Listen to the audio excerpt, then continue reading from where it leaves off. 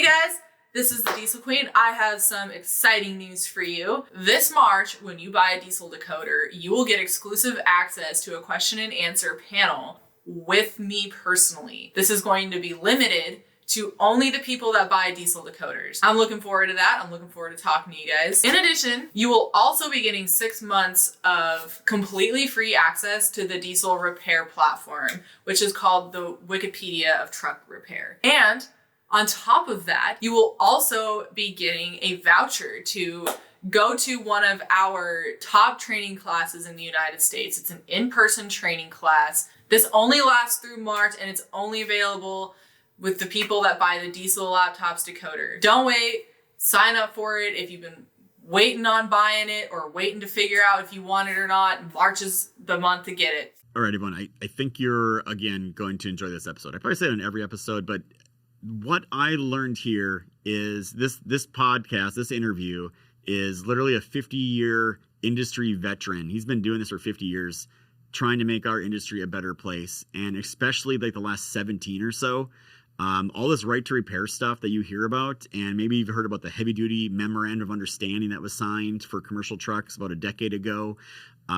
This is the gentleman that's behind it. He is the one that actually has a signature on some of those things. He's the one that is talking to Congress. He is the one that's trying to get all these groups involved together when it comes to right to repair, and giving you options, giving you choice on all the things you want to do. And as you know, that's a big deal with me is I try to run my business like I am a consumer. I want options. I don't want to have to be beholden to go somewhere.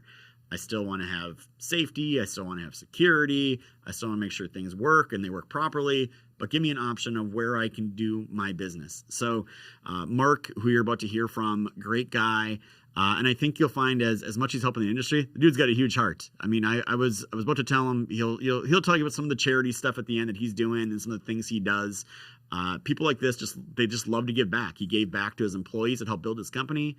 He gives back to the community. He gives back to charities. He's giving back to the industry. So there's not a lot of Marcs in our industry, and we need more of them. So enjoy the episode. I hope you really do like it.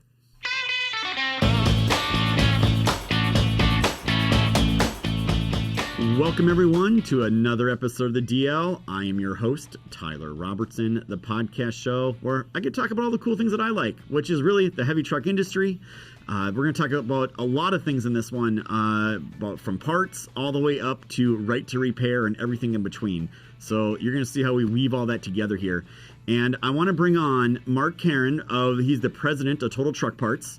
They are a very large independent parts seller in Florida. So, Marc, welcome onto the show, sir. Thank you. It's a pleasure to be here.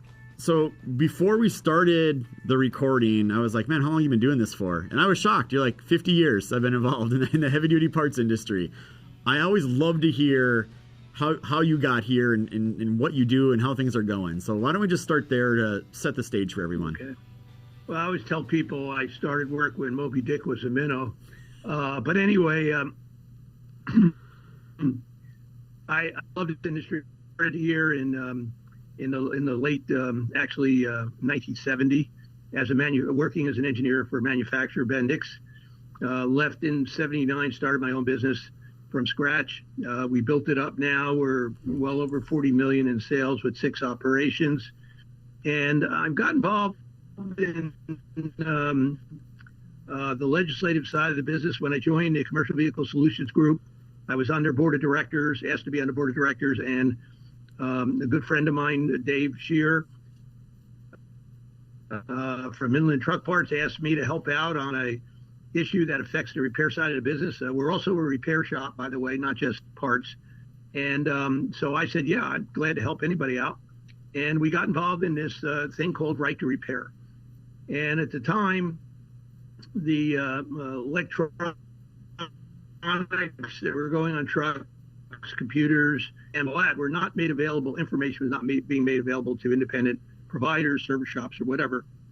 So we tried to get the federal government involved. I made trips to Washington, to different states. It was a long, long process. We finally got to Massachusetts, which had a referendum process where the people could vote, and we were able to get a referendum passed. The big hurdle there was trying to get the legislatures to recognize that commercial vehicles were just as important as cars. So the initial legislation was only for automobiles. I was able to work with a wonderful gentleman who's no longer with us, Senator Tom Kennedy, who was able to get commercial vehicles added to the legislation. And in 2013, I believe, we had the first Right to Repair Act passed in Massachusetts. And we started an effort to move to other states. The manufacturers, recognizing that this might not work out good for them because there might be additional things added to that legislation that they didn't want.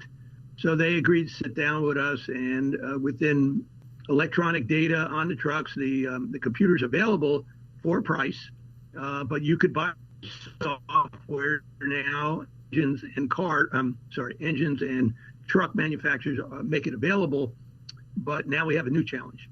So as technology advances, we're now into the world of telematics. And currently on trucks, the data is transferred over a data port, which is a connector. It's on the truck, and you can read the computers, onboard computers, through that data port. But with telematics, they do away with that port, and now you have to have access to the telematic information. And they're not making that available. That was not included under the original legislation. It is not really an issue now for trucks yet, but it is becoming an issue for cars. So it's led to a new legislative effort, which is going through the federal government now, which is called the Right to Equitable and Professional Auto Industry Repair. And again, we were able to get commercial vehicles included into that. Yeah, I mean, it's a big deal to have commercial included in these new laws and these new things that are happening. So that's never kind of been the thing before. And like, just to explain this to people, like how many years, and I know CVSN, who we're members of as well, is one of the forces behind this. And we've had MEMA on here. We've had the Auto Care Association on here. So it's a topic near and dear to my heart. But how many years have you actually been fighting for the right to repair to happen? And what's it looking like now? Because I feel like now it looks better than it ever has with all the things that are going on. Yes. Well, I actually got involved probably somewhere around 2006. That's when I started getting involved with the group. At that time, it was just preliminary because trucks really didn't have a lot of computers on trucks. And what's interesting is it now affects almost everything in a person's life. Your cell phone, your computer, your refrigerator, everything cannot get access to that information unless the manufacturer gives them the access codes to do that. So I think what's helped us in a way is the advance of technology has made the issue much more prevalent or much more significant in the eyes of the Federal Trade Commission, which then underneath the Congress, and I think that's really what's really helped. Yeah, I mean, I heard President Biden use the words "right to repair" and FTC in the same sentence, right? Like you never heard of those words come out of a president's mouth. So you know things are at least making progress, and it does feel like this is maybe the time. And for the audience, that right to repair, the Repair Act. And then, by the way, I love how they always come up with like fancy names for an acronym, right? So we'll just call it the Repair, which actually is the name of it, REPAR, all capitals. Right. So there's a lot of momentum and a lot of good things going on. But I guess here's the question I'd like to ask you. Like, as a consumer, I don't care if it's your washing machine, I don't care if it's your cell phone or your car or your TV. Everybody wants the right to choose where to go and how things will, give me options, right? I still want to be kept safe. I still want to have security. I still want to not harm myself. I mean, there's concerns there, obviously. But in your opinion, you've been fighting this for 17 years. Why is it so difficult for the politicians to make this happen? Like, what is the problem? Is it money? Is it the manufacturers? Like, they just didn't care enough? It's not a big enough point. Like, what do you think it really is? I was invited to have breakfast with Congressman up in Washington. I met with him to talk about right to repair, trying to get more people to know about it, maybe introduce legislation. This was about 10 years ago. And he asked me all about it, and he was very nice, and they asked all kinds of questions. And then he turned to one of his aides, and he said, "Who's against it, and how much money do they give to us?" and the aide knew all the information, and he turned to me and he said, well, listen, I really thank you for coming in. I hope you have a good day. And that was the end of the meeting. So the biggest problem we've fought is money. And you're absolutely right about the way people are. Both the referendums, the last one on right to repair and the most recent one on telematics, passed with over 80% of the population voting for. And that's heard of in any kind of election when you get that many people vote for something. But even then, we can't get the telematics released because there's all money being passed around back and forth. The federal court's involved now trying to sort out whether this is in violation of other laws. It's very complicated. Legislation is extremely complicated because they throw anything they can at it to make it with their way. The big change in this time, I think, is the fact that MEMA is behind this. MEMA is a huge organization, and the fact that MEMA is supporting the Repair Act, I believe, will be the thing that puts us over the finish line.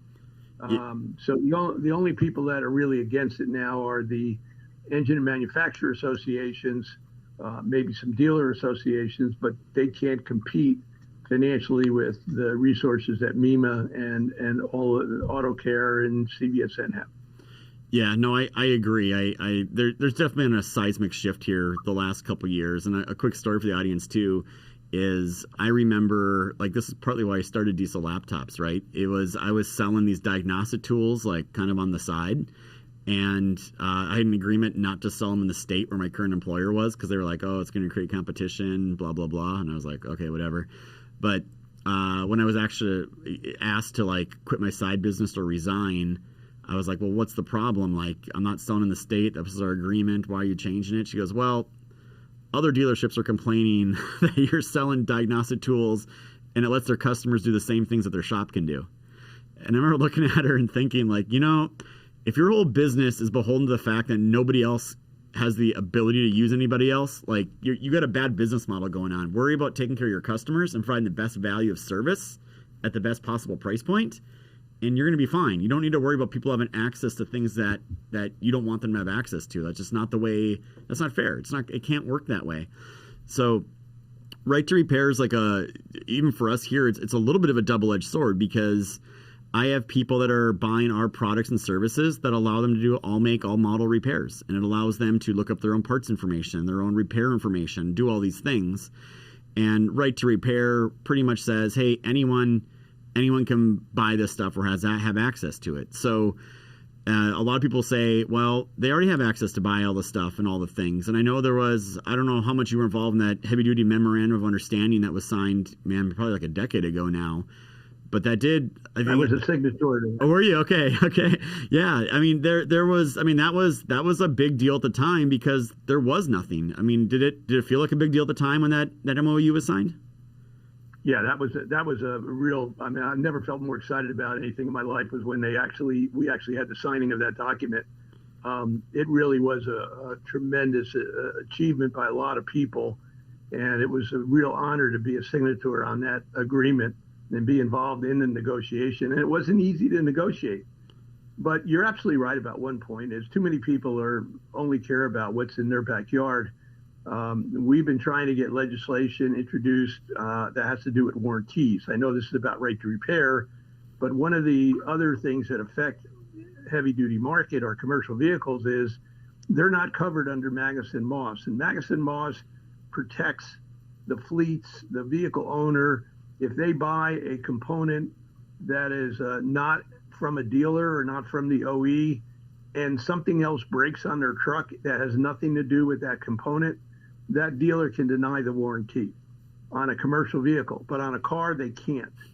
And we tried to get a writing campaign in with some of the aftermarket repair shops, but they all had relationships with dealers, and they were afraid that if their name showed up on a petition, that might affect their ability to get that information. So, yeah, it's very difficult. There are a lot of reasons why it's difficult to make law and get changes done. but they're idiots like me who just are just not going to let go. We're just going to keep on pushing and pushing until we get what we want. No, and in the industry, it's really good to see people kind of join forces. I felt like in years past, it was a lot of people doing a lot of different things, but like you said, now MEMA throwing their weight into it, and CVS in there, and Auto Care Association there, and now US PERG is in there as well doing stuff.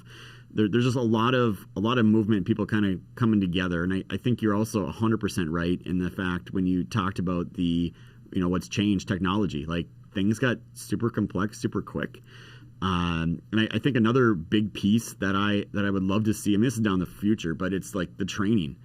Like, I came from an OEM dealership, and everyone thinks we got like this world-class training. It really wasn't that world-class. It really wasn't that accurate or timely as new products came out. But what I always see, one of the big missing pieces is you can give someone the greatest tool in the world to fix something, but without having some training behind it, understanding not just the principles, but how to diagnose it, how to repair it, all the things, that's a huge another gap. And all this goes back to how it's impacting us, like the American citizen at the end of the day.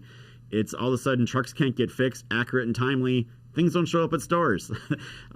Things break down longer than they should, or like we have infrastructure problems. Like, this really impacts everybody, whether they realize it or not. So it is a very big deal, and I really appreciate everything that you and everyone else is doing in that regard.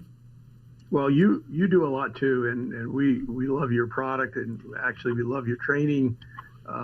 Training is really important for a couple of reasons, not only to bring up the skill sets of the technicians we have, but it's becoming an issue that attracts new people into the industry. So the fact that we don't have the formalized training that is available through a lot of the OEs is making a lot of potential candidates for repair technicians move toward the OE channel versus the aftermarket side or the independent side. So we encourage you to continue that, make it more available, and it's a big deal for CVSN right now. I should tell you also that CVSN is made a major commitment to providing training for aftermarket technicians.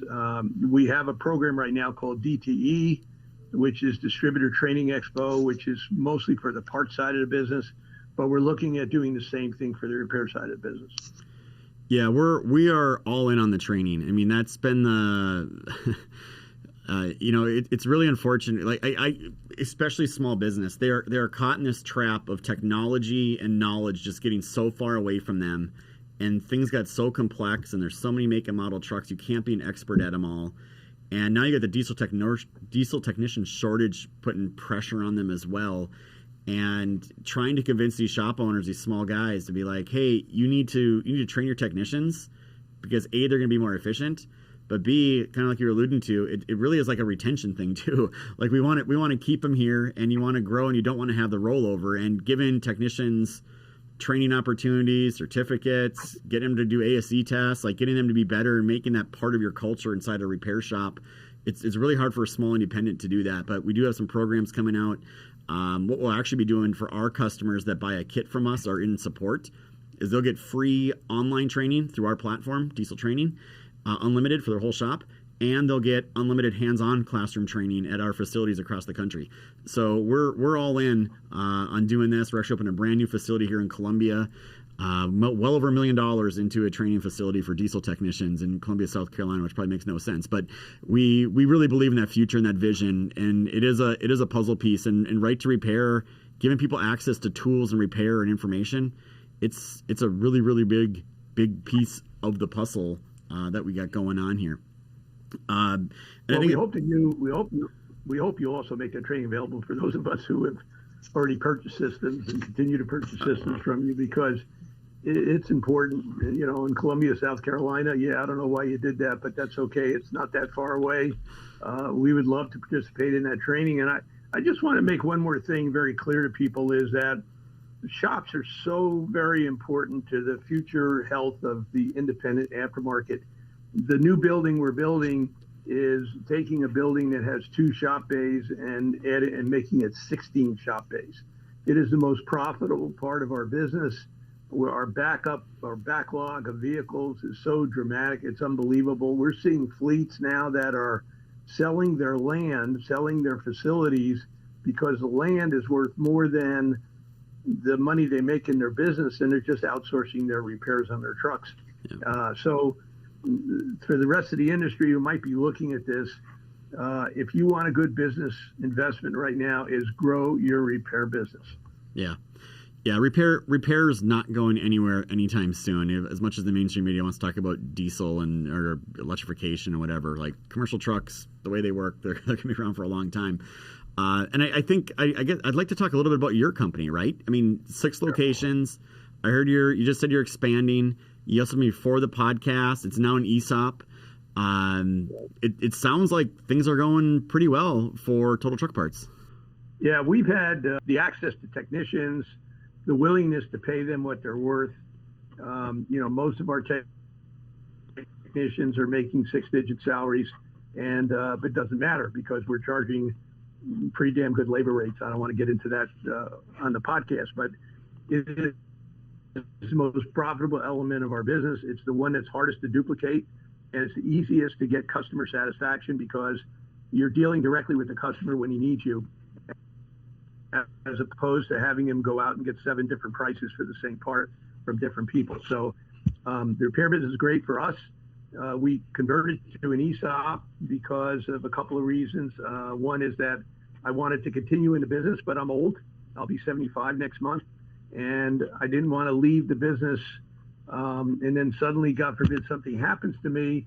Then my wife and daughter are having to deal with it and obviously would sell the business. The other reason that was very important, very, very important to me is back 20 years ago, 22 years ago, I sold the business.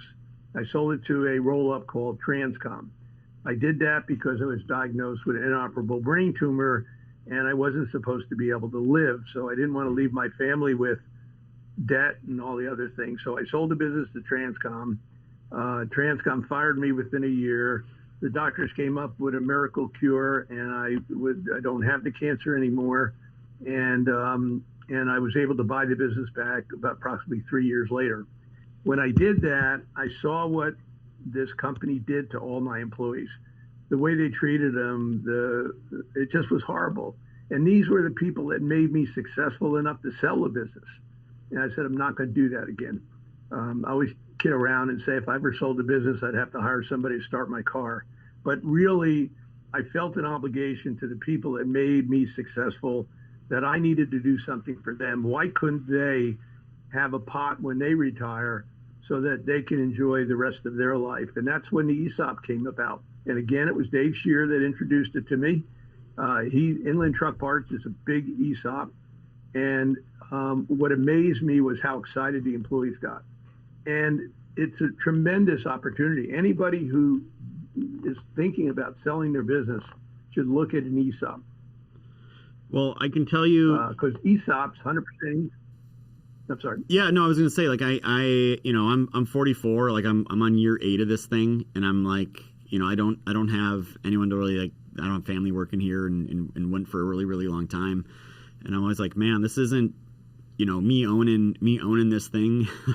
Like, what happens to me is something happens to me. Like, that's not a good situation for the company or the employees. I got to start figuring this out and putting a plan together, right? I can't own it forever. I'm like, I always tell people, like, look, I'm either gonna, die or retire. That's like my 2 exits here. Like, and I'd rather pick it than let it pick it for me. And I got to put a plan in place. So the ESOP thing, Ambac International manufactures ejectors up here in the Columbia, South Carolina area. They're an ESOP. I've been over to their open book meetings that they do, which is like amazing how they do that. I read the Great Game of Business book and everything. So ESOPs do have like a lot of good benefits, and I had never really thought of doing it, but it seems like I'm hearing about it or seeing it more and more often now, and it sounds like it's been a great experience for you guys to this point.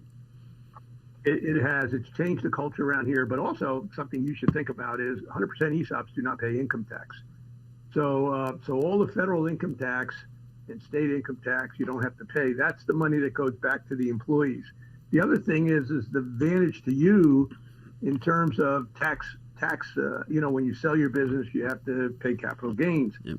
In an ESOP, you get to avoid half of those capital gains. So there's a real advantage, and you're a young man. You can continue on in the business, And just because you're an ESOP doesn't mean you have to exit the business. I don't plan to exit the business, and I hope my employees don't plan to have me exited from the business. But we get along great. I love what I do. I get to come to work. I'm one of those guys that just absolutely loves this business, loves this industry. So the ESOP made a lot of sense. And if you're at all interested, you ought to give it some serious consideration. I'd be happy to talk to you more in private about that. But it is a great deal. Your employees will love it. When they start seeing the value of their retirement fund growing, is going to be, and this will be the first year they get to see that. I know it's going to be very exciting for our employees. Yeah. So once they start getting that track record, and you got a very, business that's been around for a long time, stable, profitable, all the things. So it's been fun for me to talk to people and learn what their strategy is and long-term planning and all these things I never thought about before. It was 8 years ago. I was like, man, I just want to go sling some tools out of the trunk of my car and try to make some money here. So it's definitely a mind shift you have to go through.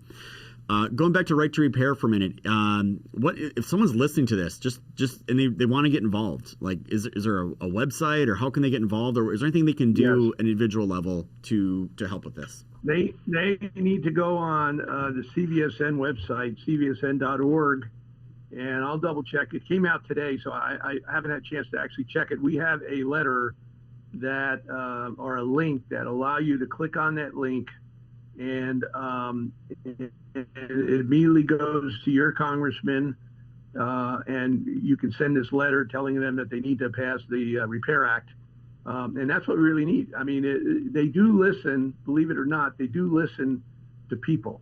Yeah. And the problem has always been is people are apathetic. They don't want to get involved. So I've been working with AutoCare and suggested they make this easy.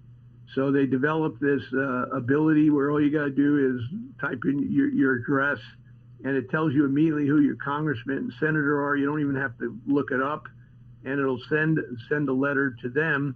It'll be read by their aides, and their aides weigh these letters. I mean, if you ever go to a congressman's office, it's fascinating because they show you all the letters they have on an issue, and if there's enough letters, they're going to pay attention to it. Yeah, I mean, it's everyone, I think, just assumes everybody else is sending letters or doing things, so and then they don't do them. So yeah, I 100% highly encourage everyone, go to the CVSN website, check it out. And I guess I got one more question for you. I was on your website. I noticed a lot on there, like right on the front page at the top: support veterans, Collier County, Honor Flight, Project 425. It sounds like you guys get involved in some charity work over there too at Total Truck Parts. Yeah, I'm very big on charity. Personally, I just this September I was working on a charity for women that have had breast surgery, and so it's called Over the Edge. And so what it involved was 16 sling, which was a new experience for me. But we were able to collect a lot of money, and I do things like that. I do magic shows for kids at hospitals and stuff like that. I very strong on charity. I have a friend that's retiring. We're giving 5% of our proceeds on the day of his retirement to the Heart Association, just to honor him. So, yeah, it's nice to make a lot of money, but it's even nicer when you get to do good things with it. Hey, I mean, I'm a big Dave Ramsey fan, and he's got that line in there, right? Like, save money like nobody else. You can, spend it like nobody else tomorrow, or something along those lines. So that's I can just tell by talking to you. You're a good man. You've got a great company going there that they flipped over to the ESOP. Hearing how you feel about the employees is very similar thoughts coming from my side of the table as well. Like, hey, these people helped get me here. They deserve a piece of the action, some of that as well. So it's been great talking to you. It's been great having you on the show and everything. Total Truck Parts, or people want to get a hold of you, like, where is there a website? Where should they go to learn more? Well, we're actually redoing our website. If you've been on our website, you know it really sucks. So we're redoing it right now. What we did is we developed a really nice video about ESOPs, and we're going to put that on there. I've just been so busy lately with different things, and when I got COVID, I lost a lot of time, so I'm playing catch up. But we expect that by the fall we'll have a new website, and that'll be really tremendous. I now have your contact information. So if you want to do the rappel with me in September, we'd love to have you in Toledo. If not, I'll be reaching out to you. You can be sure. Well, I'm down for anything. So always hit me up for stuff, seeing, schedule and time permitting and everything going on. So, we're CVSN members. We're getting more and more involved with you guys as things go on. So again, appreciate everything you do. We're gonna call this one a wrap for the audience. And remember, it's not just diagnostics, it's diagnostics done right. And it takes people like Mark that's out there helping us. For literally 20 years, he's been out there helping every one of you listening to this, trying to make all our lives a little bit better and give you guys opportunity. So, Mark, thank you for what you do. CVSN, thank you for what you do. Catch you on the next one. Like, share, comment, listen. We appreciate it.